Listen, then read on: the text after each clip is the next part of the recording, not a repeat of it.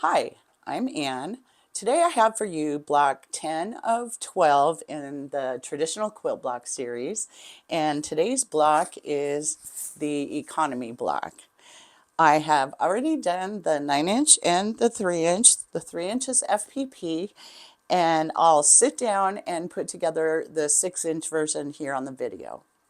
I noticed the morning after I put together the pattern for this video that Becca also chose economy block for her block of the month sew along. So some of you may be getting a double dose of economy block, but the good news is I put mine together differently than she puts hers together. They're both right. It's just whatever you prefer. This chunk here can be done several different ways. So at least you will get to see an alternate way if you've already watched her video. So let's sit down and put together the 6-inch block. Okay, I have my pieces cut according to the pattern for the 6-inch block. Page 1 of the pattern this week is the 6 and the 9-inch traditionally piece versions of the block. And page 2 is the FPP version for the 3-inch, which is super easy and fun. I will put up on the screen the cutting instructions. You can also get this pattern in the link below the video. Here's the illustration that has the numbered pieces on it that correspond to the numbers in the cutting instructions on the screen. The first thing we're going to do is we're going to put together 4 at a time flying geese. And so to do that, we're going to take the larger squares, the larger A squares, and we're going to draw a diagonal line corner to corner on all 4 of them. And we're going to lay these out so that 2 of them are lined up at opposite points on this large fabric B square. And before you pin, let's get rid of a little bit of the bulk. To do that, we'll just get our first 2 pieces laid down on the large background square. And I'm just using a ruler to line it up on the opposite corners. And once it's lined up, I'm going to draw a line across the tip on each of these 2 squares.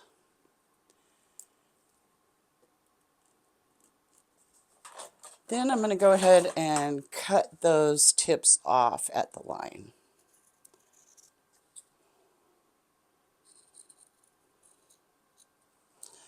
That's just unnecessary fabric we don't need in our seams. Okay. So then we're just going to pin our pieces in place, and I just like to pin on either side of the line we drew, making sure that these lines meet in the middle here. This one isn't lined up very well. Okay, now what we're going to do is stitch on either side of the line we drew 1/4 inch away. So we'll have 2 seams.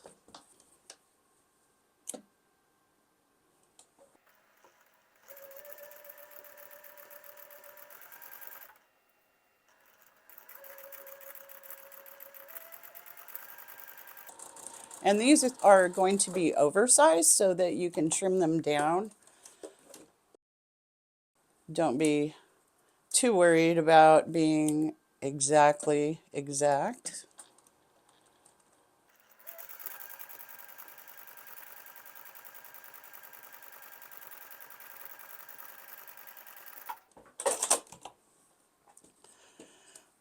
Okay, take these over to the cutting table.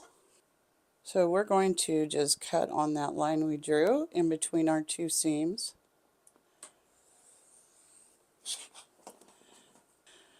And then we will press to the small triangles. And I'm going to go ahead and use my little homemade clappers to help flatten these.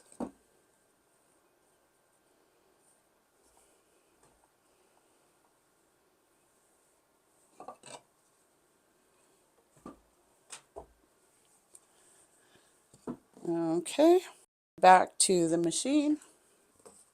So we'll end up with two that looks like this.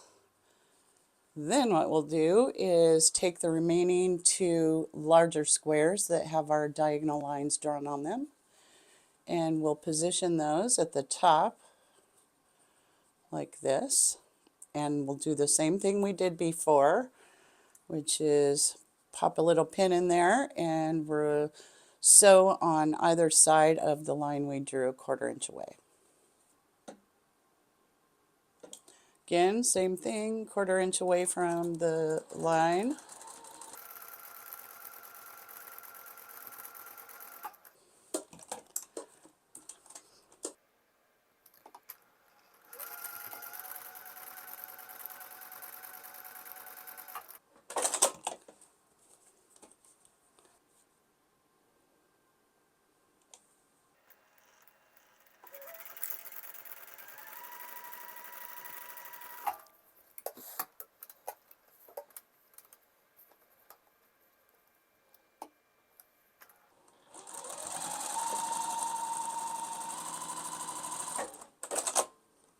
Then over to the cutting table again. Cut right on the line.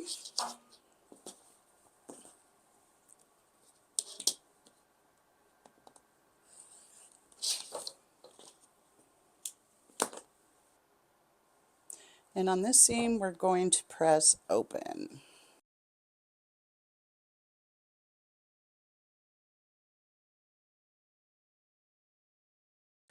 So these are oversized flying geese, and we're going to cut them down according to the instructions on the pattern. For the 6-inch block, we'll cut those to 3.5 inch by 2 inch. I'll just take the diagonal on my ruler, line that up with one of the sides of the triangle. So this is going to be 3.5 inch by 2 inch. And so halfway to 3.5 inches is 1 3/4, and that's what I want to line up with my point, is the halfway mark. And then that extra 1/4 inch up here, that's going to total our 2 inch tall, and it's going to give us that 1/4 inch seam allowance we need. So this looks good.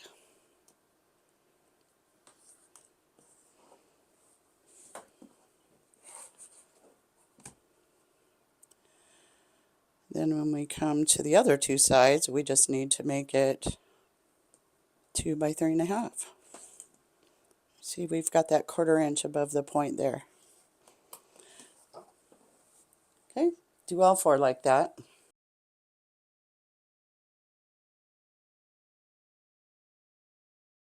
Okay, back to the machine. All right, the next step is to assemble the block. So here's the interesting thing, check this out. So if I lay this out where rather than this direction for the flying geese, which is what we'll do for the economy block, we flip them around so that they're facing outwards. Check that out. It's a sawtooth star. It's the same exact pieces. So crazy. Once I figured that out, it made writing the pattern a lot easier.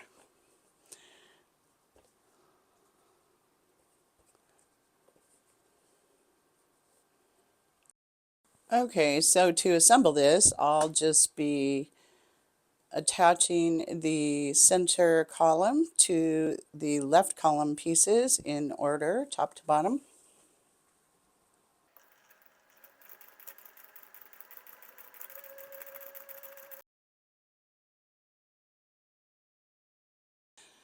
So the economy block has actually been around a lot longer than I thought. It's been around since the early 1800s.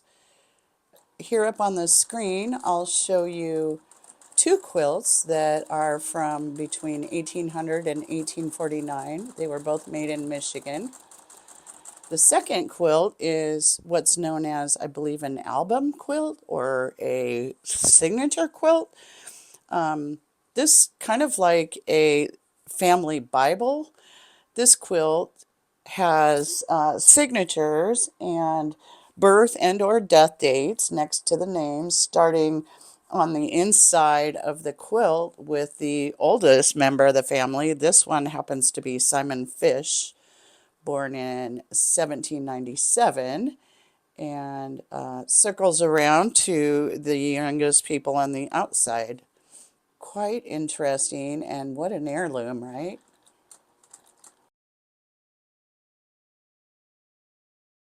Head over to the iron. All right, so on this round of pressing, you can press these open. I prefer to go ahead and just press away from the flying geese units. So that means the top row would press to the outside and the center row will press toward the center.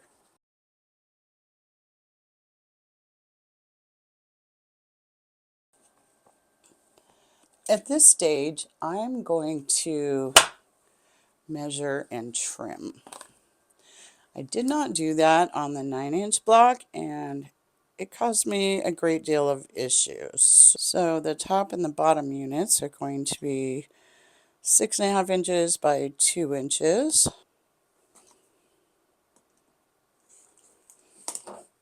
And then this middle row will be 3.5 inches by 6.5 inches.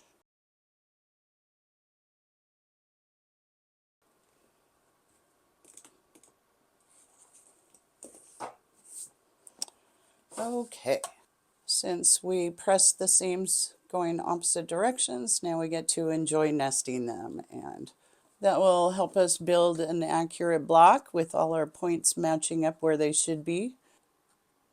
Basically, I'm just going to pin around the around where the seams are nested.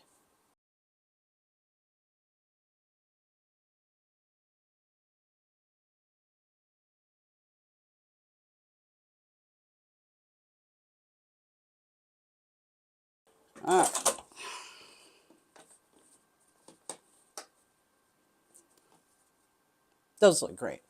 All right, let's press. So for this round of pressing, I'm going to press these open.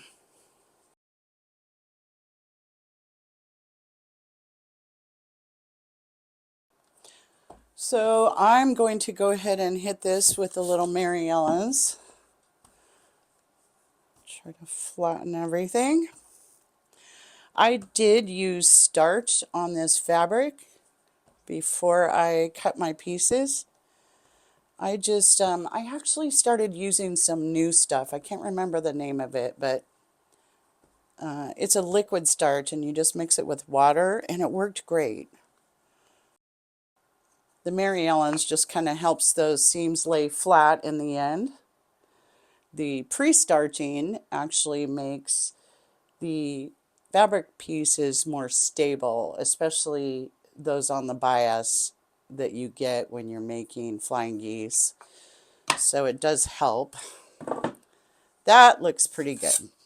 I'm happy with that. And I love the colors on this block. Sometimes I do okay on contrast, and other times I don't do so well. But this one I'm really happy with the contrast. I think it worked out great.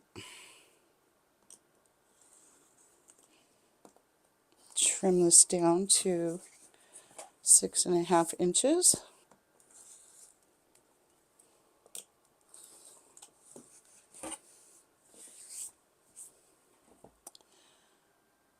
Beautiful. This 6-inch block is going to be part of the baby quilt. And for the baby quilt, we are using this for the cornerstones. And I will need 2 pieces of sashing. And linked in the description below, you can get the layout for the baby quilt, so you can get the cutting instructions and whatnot for the sashing. So the first thing we do is connect the cornerstone to the sashing.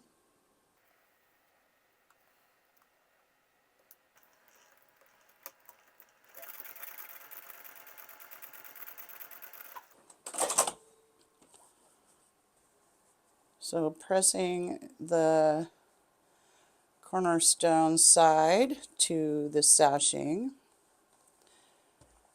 Set that aside for a moment, and let's attach the right side to our block first. And I'm going to go ahead and pin this because I want to sew this from the other side. Okay, so what I'm going to do is a 1/4 inch seam right here, but I'm going to make sure that I run my seam right over that point there.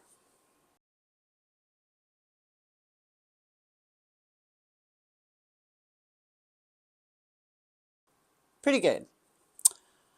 All right, so we're going to take this over to the iron and going to press this toward the sashing as well as we're attaching the bottom sashing with the cornerstone. We can nest these together here. I'm going to go ahead and pop a pin in there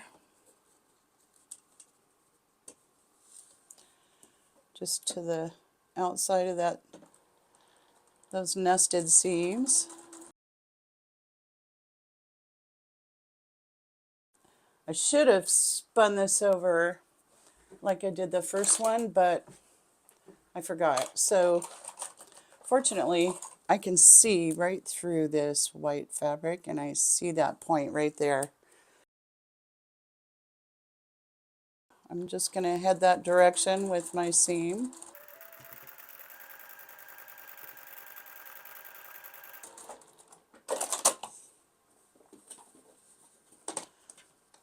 Pretty good. I can live with that. Okay, and then we're just going to press away from the block.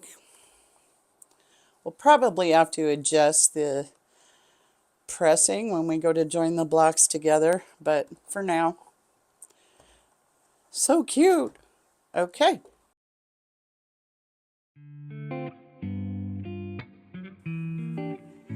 Thank you for watching. I will see you next week for block 11.